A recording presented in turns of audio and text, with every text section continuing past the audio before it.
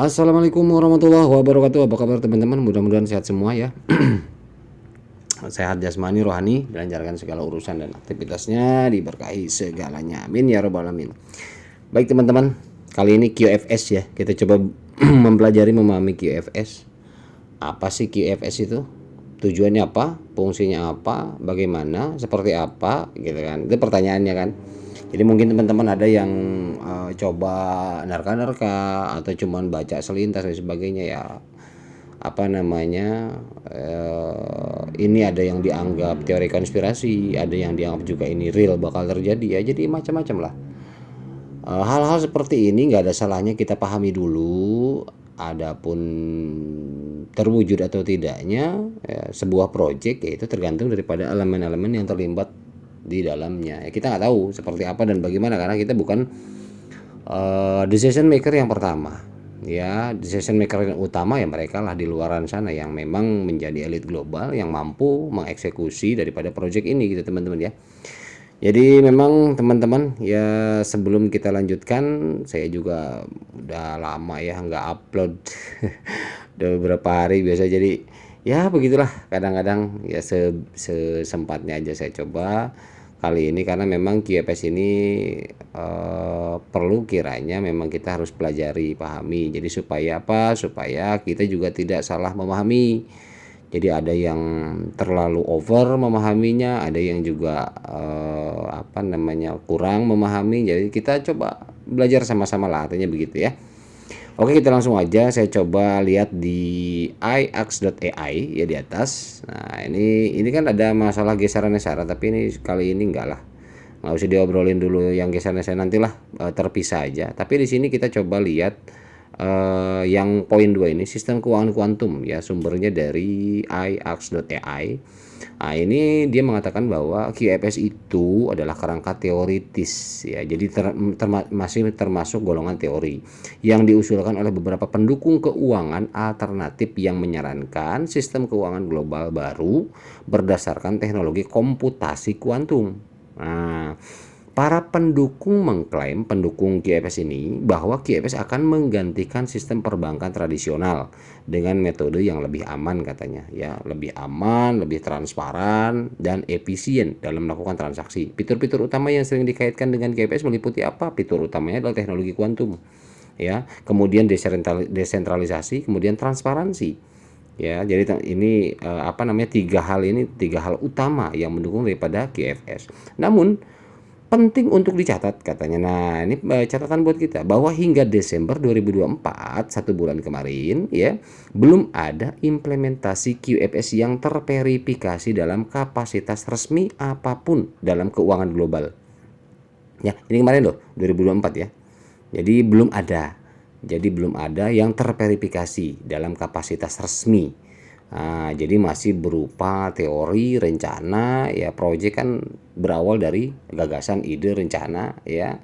Ketika memang itu sudah matang, rencana, eksekusi, baru legalitas ya udah user digunakan. Oke ya, ini dari iax.ai ya. Oke, kemudian ketika teman-teman kita lihat what is QFS, kita coba cari di Google akan datang seperti ini ya. The Quantum Financial System QFS is cutting. Jadi ini adalah pemotongan daripada sistem finansial ya. Jadi apa namanya, semacam kayak cut daripada rantai transaksi that operate the principle of quantum mechanics. Jadi mekanisme yang bersifat bersistem kuantum ya, berprinsip kuantum. Unlike traditional finance, jadi tidak menyukai sistem finansial ya. Jadi yang bersifat sistem finansial tradisional itu tidak disukai. Jadi lawannya daripada itu, GFS itu real and centralized author, jadi tersentralisasi ya. Yang apa namanya, yang tersentral, yang sifatnya tersentralisasi ya, seperti bank ya, ke pemerintahan, fasilitas ya, fasilitas transaksi ke pemerintahan. Jadi QFS is decentralized. Jadi QFS itu adalah terdesentralisasi, jadi tidak terpusat. Nah, kemudian di sini menariknya, and operate on a peer-to-peer network, dan dioperasikan di atas jaringan peer-to-peer. Nah, makanya ini banyak yang ya sorry, sorry itu saya bukan berarti menyalahkan, tetapi banyak orang yang akhirnya mencocokologi atau apalah bahasanya, ya mungkin yang lebih pantas lagi teman-teman, ya, ke apa, ke project Pi Network karena ada peer to peer. Sebenarnya peer to peer itu ya udah lama. Selain dari peer to peer banyak yang menggunakan sistem peer to peer itu ya. Jadi peer to peer ke barang, peer to peer kemana, atau mungkin antar kripto juga banyak peer to peer. Di exchanger itu peer to peer ada, ya jual beli ke fiat itu peer to peer juga, one on one, person to person ya. Nah ini kalau teman-teman cari di Google ya seperti ini. Nah kemudian kita coba lihat dari CoinCodex ya. CoinCodex ini mengatakan bahwa ya kita belajar dari CoinCodex, sistem keuangan kuantum merevolusi keuangan atau teori konspirasi. Katanya ini benar-benar revolusi keuangan atau konspirasi. Sistem keuangan kuantum QFS adalah sistem keuangan baru yang diyakini sebagian orang dapat menyaingi sistem SWIFT katanya di masa depan dan menghilangkan korupsi, riba, manipulasi dalam sistem perbankan. Gitu. Akan tetapi penting untuk dicatat bahwa sistem keuangan kuantum tidak didasarkan pada teknologi atau infrastruktur yang diakui atau dikenal publik. Ya, jadi bukan teknologi yang sudah ada umum, teknologi keuangan bukan. Ini beda lagi karena tujuannya tadi yang 3 poin di awal, desentralisasi, transparansi gitu ya. Jadi keuangan sekarang kan banyak yang tidak transparan dan tidak terdesentral. Nah, selain itu tidak ada bukti yang dapat diverifikasi untuk mendukung keberadaan atau penerapan sistem semacam itu.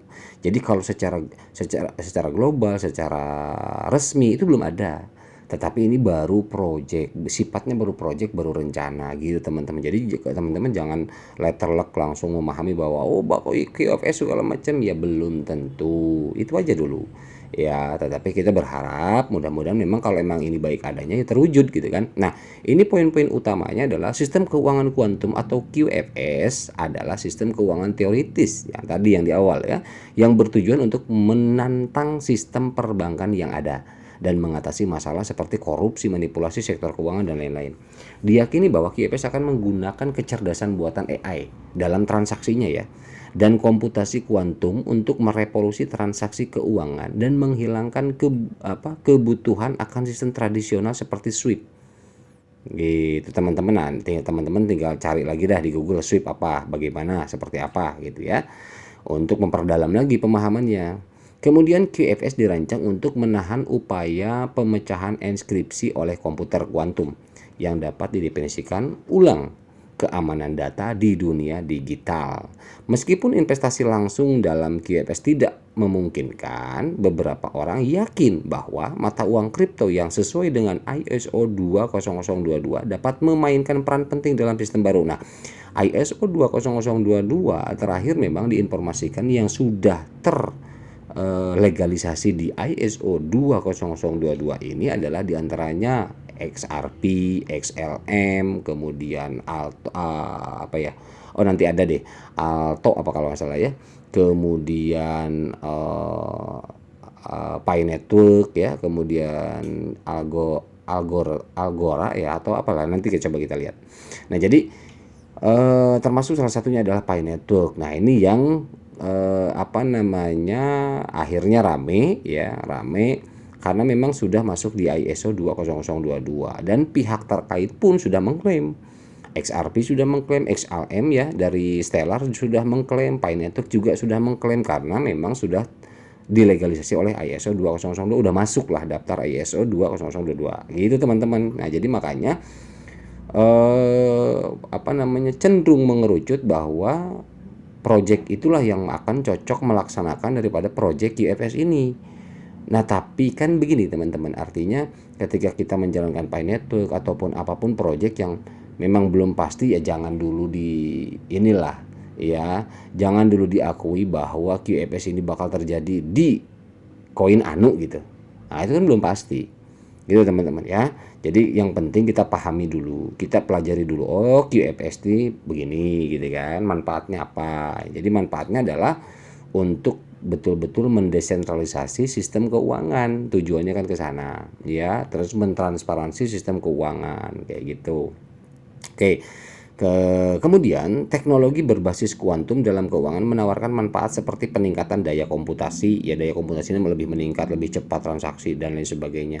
Kemudian analisis dan tingkat lanjut, peningkatan keamanan, pengoptimalan portfolio dan banyak lagi QFS itu. Kemudian QFS tidak didasarkan pada teknologi yang diakui atau diketahui publik dan tidak memiliki bukti yang dapat diverifikasi atau keberadaan atau implementasinya. Jadi kalau misalkan QFS menggunakan blockchain, itu memang blockchain belum memasyarakat di dunia ini, belum ya, karena itu bukan teknologi yang publik, artinya yang betul-betul memasyarakat di dunia ini, seluruh masyarakat di dunia tahu gitu, belum, banyak banget yang tidak tahu. Jadi hanya komunitas baru, beruang lingkup komunitas gitu teman-teman ya.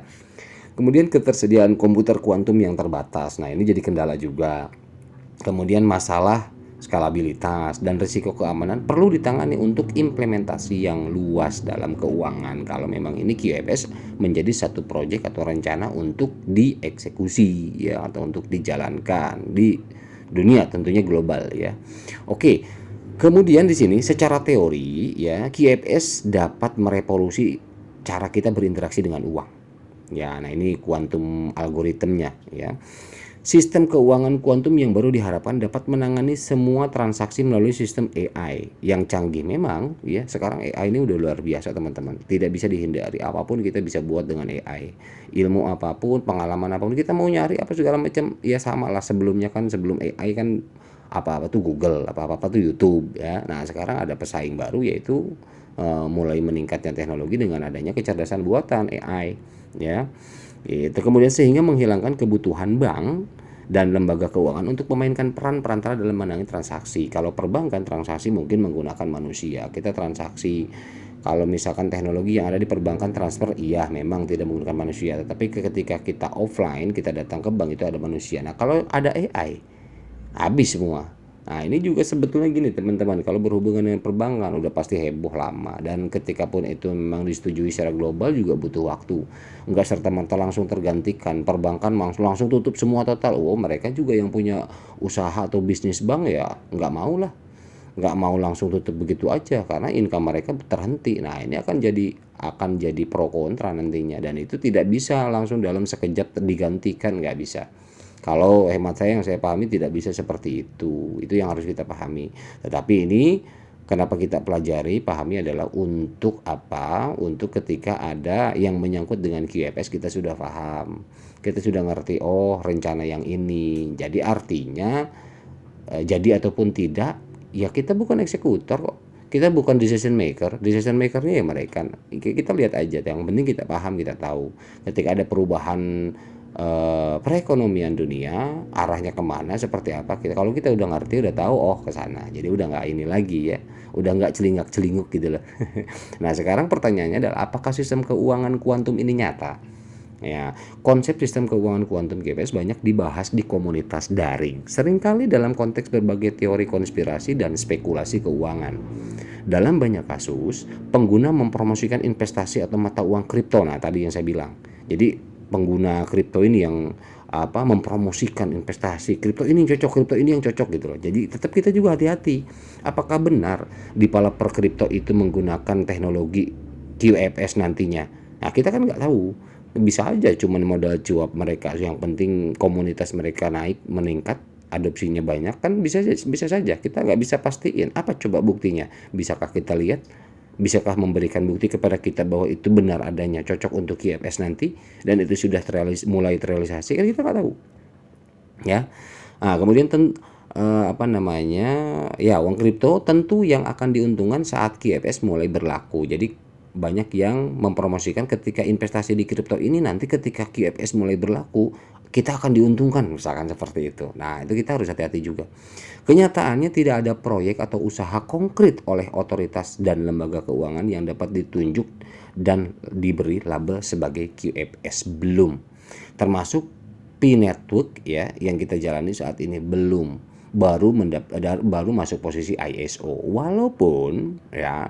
Walaupun memang dari mulai segi hak paten nama sudah ya di UPSTO. Teman-teman bisa lihat, cek di UPSTO ya, untuk hak paten daripada nama lembaga atau instansi terkait di kepemerintahan USA itu sudah mencantumkan Pi Network memang. Nah, nanti untuk UPSTO nanti next video kita bahas ya, fokus di situ, fokus di Pi Network. Tetapi kali ini jangan, teman-teman gini, jangan video kali ini jangan dikait-kaitkan dulu. Jadi kita fokus bahas masalah pemahaman QFS-nya aja dulu. Jangan mengaitkan dengan project apapun. Ya, ini hanya pemisalan. Ketika saya mengatakan memang Pi Network, ya memang itu pemisalan saja. Salah satunya project yang seperti desentralisasi menggunakan blockchain. Ya, mereka semua kripto juga menggunakan blockchain. Gitu ya teman-teman ya. Oke, kita lanjut dulu. Meskipun konsep sistem keuangan kuantum sebagai dasar terdiri dari teori dan spekulasi yang samar-samar ya, cukup jelas bahwa komputasi kuantum akan mempengaruhi sektor keuangan, jelas lah. Ya sekarang kan bursa juga pakai ini pakai komputasi, pakai blockchain. So what? Dan benar kan? Nah gitu loh. Jadi walaupun samar-samar tentang IPS ini, belum ada kejelasan, belum ada, ya intinya belum clear banget lah gitu teman-teman. Jadi teman-teman jangan, kalau saya kadang-kadang orang yang misalkan mengatakan QFS ini apa segala macam, wow tahu banget ya. Jadi artinya ya kita pelajari dulu aja, pahami aja. Jadi tidak serta-merta 100% QFS ini tahun 2005 akan meluncur dan sebagainya, belum. Ya jadi perlahan aja kita pahami karena ini masih samar-samar teman-teman. Ya, masih teori dan spekulasi samar-samar ya. Nah, beberapa peneliti sudah mencoba menerapkan teori dan model yang digunakan dalam fisika kuantum untuk keuangan. Misalnya, dalam penerapan harga kontrak opsi, bidang penelitian ini dijuluki keuangan kuantum. Jadi artinya, contoh smart contract lah yang ada di blockchain. Apa itu? Itu adalah kontrak daripada transaksi, ya, buat penyimpanan, buat enskripsi data dan sebagainya. Gitu loh. Jadi, ya memang sudah ada. Kalau untuk teknologinya sudah mulai arah ke sana, walaupun untuk QFS ini tadi dikatakan masih samar-samar QFS ini. Tetapi kalau dari sektor teknologi yang digunakan dalam keuangan finansial itu sudah jalan. Gitu teman-teman ya. Oke, kemudian bank apa saja yang menggunakan sistem keuangan kuantum? Bank apa aja nih? JP Morgan sama Goldman Sachs ini udah sedang menguji coba menggunakan komputer kuantum untuk model keuangan tingkat lanjut. Ini udah ya, JP Morgan sama Goldman Sachs. Ini silakan teman-teman cari JP Morgan ya, perbankan JP Morgan sama Goldman Sachs ya, silakan aja cari teknologi yang digunakan apa segala macam gitu lah. Nah, ini udah mulai tuh dua bank tuh. Meskipun implementasi QFS secara menyeluruh kemungkinan besar berada di luar jangkauan apa yang saat ini ingin dicoba oleh lembaga keuangan dan pemerintah. Pengembangan mata uang fiat berbasis blockchain telah menjadi upaya di seluruh dunia dalam beberapa tahun terakhir. Ya, uang fiat berbasis blockchain, USDT, IDR dan lain sebagainya itu sudah bisa diakses ya, diimplementasikan dalam blockchain. Menurut situs web CBDC Tracker, sebagian besar negara tengah mengembangkan mata uang digital bank sentral CBDC dalam beberapa kapasitas, termasuk Indonesia IDR teman-teman ya. Jadi teman-teman silahkan, ada yuan, euro dan lain sebagainya itu sudah mulai ya. Oke. Kemudian aduh batuk, belum merokok nih kayaknya nih. Harus sambil nyalain rokok kali ya. Kapan sistem keuangan kuantum? Wah, ini ambil rokok dulu dah. Oke, kapan sistem keuangan kuantum akan dimulai? Tidak ada batas waktu katanya. Ya, itu dimulainya kapan, gak ada batas waktu. Sistem keuangan kuantum akan dimulainya kapan nggak tahu. Bahkan sulit untuk menentukan apakah ada lembaga swasta atau publik yang mengerjakan aplikasi praktis QFS. Nah, sekarang pertanyaannya ketika dihubungkan ya, artinya ketika banyak orang yang menghubung-hubungkan dengan Pi Network, pertanyaan saya adalah ini kan lembaga swasta Pi Network ya, apakah bisa kasih data konkret aplikasi praktis QFS ini? Nah itu kan belum, baru beberapa versi dan tingkatan daripada coding yang teman-teman share tuh di luaran sana banyak. Nah tetapi kalau untuk aplikasi praktis QFS dengan lembaga keuangan global, kemudian dengan government, kepemerintahan kan belum ada. Namun perlu dicatat bahwa lembaga keuangan sedang mengerjakan, sedang, belum rampung, sedang mengerjakan bagian-bagian terpisah dari QFS. Ya, itu mudah-mudahan aja kita berdoa ya. Dengan banyak bank dan perusahaan lain mengembangkan sistem komputer kuantum mereka, menerapkan model AI dan menggunakan blockchain untuk membuat transaksi lebih aman. Nah, kalau untuk masalah blockchain, jenis-jenis blockchain, kemudian manfaat untuk perbankan blockchain itu tempo hari saya udah bikin khusus videonya ya. Nah, jadi ini sudah dilibatkan di perbankan untuk AI, blockchain dan lain-lain. Itu sudah banyak. Kalau itu real, faktanya memang seperti itu ya. Silakan teman-teman kalau nggak percaya cari aja sumber-sumber yang mengenai perbankan yang menggunakan blockchain dan AI. Itu sudah mulai banyak. Nah, kemudian komputasi kuantumnya juga. Tadi juga kan udah ada JP Morgan sama Goldman Sachs ya. Menurut penelitian yang berfokus pada komputasi kuantum yang diterbitkan oleh IBM Institute for Business Value, teknologi tersebut masih membutuhkan beberapa tahun lagi untuk memberikan dampak besar pada industri jasa keuangan. Betul. Jadi prosesnya butuh lama. Para penulis mencatat bahwa penelitian tentang dampak potensi komputer kuantum sudah berlangsung. Ya, jadi sudah. Artinya sudah, faktanya di lapangan memang sudah berlangsung. Tetapi teman-teman, pemahaman belajar kita kali ini ya, sambil saya nyedot dulu rokok.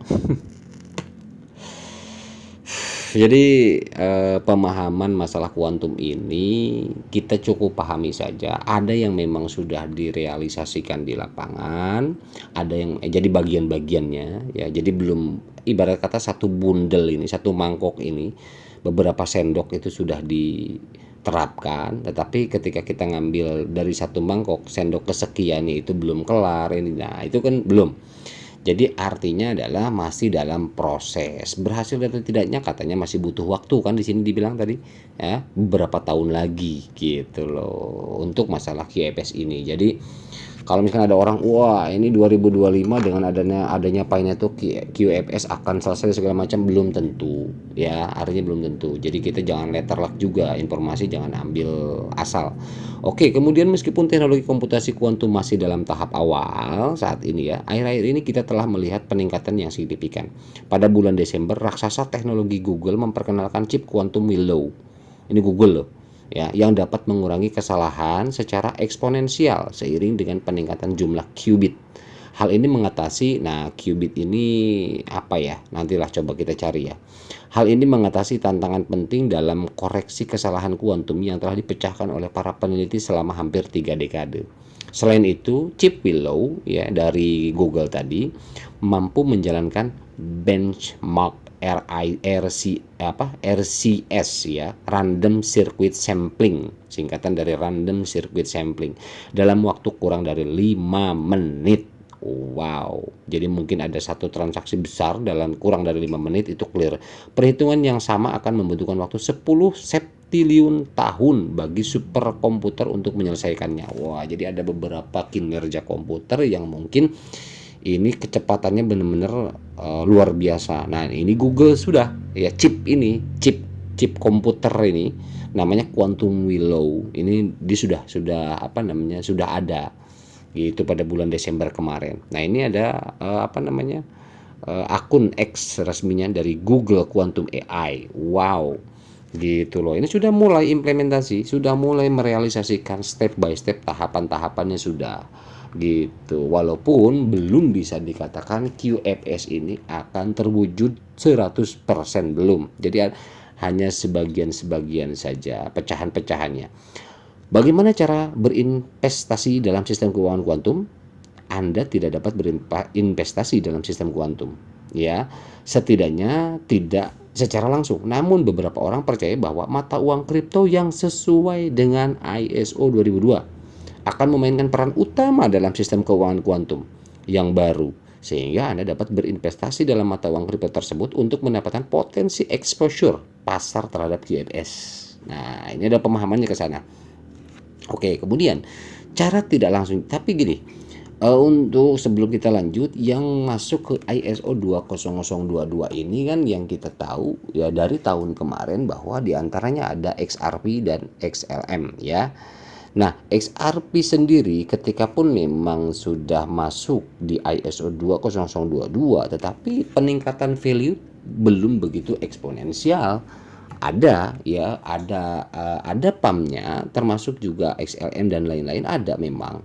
Dan ketika kita lihat market, DAM-nya juga tidak terlalu jauh, yang ada dia PAM terus ya, rising terus. Jadi gini teman-teman, ketika pun memang itu menjadi salah satu indikator ya, salah satu indikator ketika memang ada kripto yang masuk EOS 2022, bukan serta-merta itu yang akan betul-betul jadi number one gitu kan. Nah ini makanya kita biarkan saja dulu, biarkan dulu, kita lihat dulu, kita tonton dulu mana yang betul-betul nanti ketika memang ini terwujud QFS ini, mana yang betul-betul nanti ketika memang digunakan yang dijadikan barometernya mana, apakah XRP, apakah XLM, apakah Pi Network, apakah apa, kita nggak tahu. Kalau memang ini diwujudkan dan memang ini terwujud, berhasil, ibarat kata gitu. Tetapi kan tadi keterangan sebelumnya butuh beberapa tahun lagi. Jadi tidak, teman-teman gini, ketika membahas di luaran sana, mungkin teman-teman nemu yang membahas QFS, jangan terlalu euforia dulu. Ketika kita sudah paham ya prosesnya, alurnya seperti ini, teman-teman artinya sudah sedikit ada gambaran bahwa oh iya rencana itu, tapi ya kan belum apa namanya, belum ada secara sah. Tadi kan 2024 Desember aja belum ada yang terverifikasi secara hukum yang sah dalam kepemerintahan manapun kan gitu ya. Nah, cara tidak langsung lainnya untuk berinvestasi dalam QFS, balik lagi ke masalah investasi ya, adalah dengan membeli saham di perusahaan AI. Makanya kan sekarang yang masalah AI ini banyak banget teman-teman ya, proyek yang melibatkan AI ini wah luar biasa, banyak sekali. Saya sih sebenarnya yang bikin ngeri itu ini ya teman-teman, kalau segala sesuatu itu ditumplak ke AI dan secara on-chain, saya yang ngerinya itu bukan apa-apa kalau kalau tiba-tiba beb aja mati gitu total ya internet, mau gimana coba. Itu doang sih pikiran saya kadang, wah iya ya kalau misalkan ada, kan dulu pernah tuh teman-teman mungkin pernah dengar isu-isu apa namanya, yang terkait masalah internet bakal mati segala macam ya. Kalau emang ada kejadian kayak gitu, waduh ngeri juga ya teman-teman ya. Oke lah, kemudian perusahaan, nah ini kalau kita beli saham di AI ya, jadi cara investasinya selain daripada kripto yang sudah terdaftar, tapi juga di saham yang sudah mengadopsi AI, teknologi AI, gitu ya. Dan perusahaan yang akan berperan penting dalam membangun infrastruktur persyaratan untuk mewujudkan sistem keuangan kuantum. Bank investasi besar seperti yang tadi yang dua JP Morgan sama apa namanya, yang satu lagi tadi apa tuh, lupa lagi saya.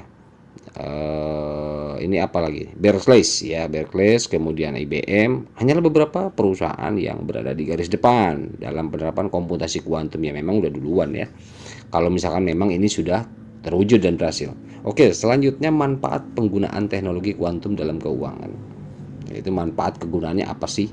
Nah, meskipun sistem keuangan kuantum secara keseluruhan mungkin tidak terwujud, nah kalau misalkan secara keseluruhan nggak terwujud nih yang kuantum ini, misal contoh ya, integrasi teknologi kuantum dalam keuangan berpotensi mengubah cara kerja sistem keuangan karena memang sudah banyak terimplementasikan. Blockchain sudah dipakai di perbankan, perbankan juga banyak yang adopsi AI dan lain sebagainya. Itu mau nggak mau, walaupun memang QFS ini nggak terwujud, tetapi partisi-partisi daripada konstruksi kuantum ini, sebagian partisinya sudah digunakan kan gitu ya.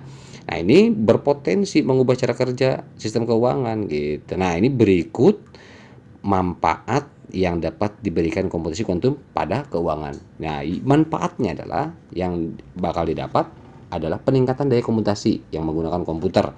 Kemudian analisis data tingkat lanjut yang menggunakan algoritma, ini tentu blockchain. Kemudian kriptografi juga ini melibatkan blockchain. Ini manfaatnya, dan ini ketika melibatkan transaksi kriptografi, algoritma dan komputer ini, speed daripada transaksi akan didapat, melibatkan AI juga. Itu kan teknologi-teknologi yang digunakan di finansial, di lembaga-lembaga keuangan itu memang sudah diterapkan dan itu akan bermanfaat lebih baik tentunya, walaupun QFS ini tidak berhasil ya, artinya tidak betul-betul terwujud.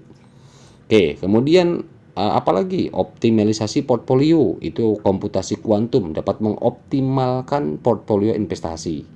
Kemudian penetapan harga opsi dan analisis risiko. Ini melibatkan algoritma kuantum, dapat mempercepat model penetapan harga opsi yang kompleks. Jadi akan lebih sederhana lagi analisis resikonya, kemudian tapi akurat gitu loh. Kemudian peningkatan pemodelan kuantitatif. Ini komputasi kuantum dapat meningkatkan teknik pemodelan finansial. Jadi ada teknik pemodelan baru dengan adanya pemodelan kuantitatif lebih meningkat lagi. Kemudian perdagangan frekuensi tinggi. Jadi teknologi kuantum berpotensi mempercepat strategi perdagangan frekuensi tinggi secara signifikan. Jadi artinya frekuensi tinggi ini perdagangan-perdagangan yang sifatnya global, ya, ada namanya nanti cross border, cross payment. Nah, ini yang ruang lingkupnya global, tingkatnya juga antar negara mungkin. Nah, itu akan lebih bisa terintegrasi dengan baik, ya, transaksinya lebih safety, lebih apa, karena menggunakan beberapa teknologi itu keuntungannya walaupun QFS tidak terwujud. Oke. Nah, kemudian risiko dan kerugian yang terkait dengan penggunaan teknologi kuantum dalam keuangan. Jadi ada risikonya juga. Ya, di sini dikatakan ada risikonya meskipun teknologi kuantum berpotensi untuk merevolusi keuangan, ada beberapa tantangan dan kekurangan yang terkait dengan implementasinya. Nah, ketersediaan komputer kuantum yang terbatas ini adalah kendalanya, ya, maksudnya tantangannya. Kemudian masalah skalabilitas juga. Nah, tapi kalau masalah skalabilitas mungkin, nah, setiap project kripto itu punya skalabilitas tersendiri, ya. Kemudian kurangnya algoritma yang terstandarisasi. Nah, makanya setiap pejuang atau developer daripada kripto itu sudah pasti memperjuangkan skalabilitas, memperjuangkan komputasinya, memperjuangkan standarisasinya, izinnya, ya, tantangan input output data, resiko keamanan ini, ya, resiko keamanan juga melalui KYC dan juga banyak untuk developer kripto, ya. Kemudian kompleksitas integrasi, ya, kompleksitas bisa terintegrasi cross chain-nya, kemudian perbankannya, ke fiat dan sebagainya, peer to peer-nya itu semua. Kemudian masalah etika kepatuhan hukum, ya. Jadi di sini sudah harus betul-betul real. Makanya beberapa proyek banyak yang melalui KYC, banyak yang betul-betul mengikuti peraturan daripada pematuhan hukum secara global di dunia kripto, banyak, ya, banyak proyek gitu loh, banyak developer. Nah, itu salah satunya juga. Jadi tantangan kepatuhan regulasi. Jadi kalau ini sudah terpenuhi berarti sudah lewat. Artinya resiko-resiko itu sudah teratasi. Ini hanya berbicara resiko yang tidak memenuhi ini, itu bisa dikatakan resiko, ya. Kemudian hambatan yang perlu diatasi untuk memanfaatkan potensi teknologi kuantum dalam keuangan sepenuhnya, itu yang tadi di atas. Kemudian penelitian yang sedang berlangsung bertujuan untuk mengatasi tantangan ini dan memungkinkan implementasi teknologi kuantum secara luas di sektor keuangan.